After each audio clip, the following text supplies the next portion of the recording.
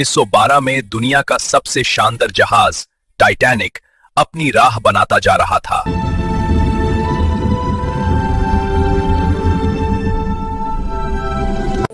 उसी शिप पर एक नया शादीशुदा अमेरिकन कपल भी था, ईथन और सोफी मिलर। ईथन, ये सब बिल्कुल सपना लग रहा है। तुम हो इसलिए। मगर अचानक टाइटैनिक बर्फानी टीले से टकरा गया।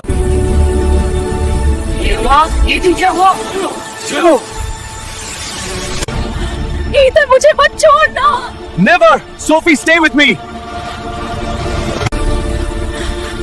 सोफी, तुम जाओ, तुम्हें जिंदा रहना है। ईथन, प्लीज मुझे अकेला मत छोड़। सोफी, पानी अंदर आ रहा है, हमें निकलना होगा।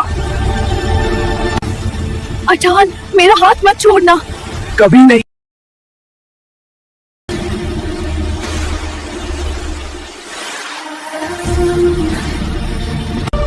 सोफी, खड़ी हो जाओ, पानी तेजी से बढ़ रहा है, जल्दी मेरे हाथ पकड़ो।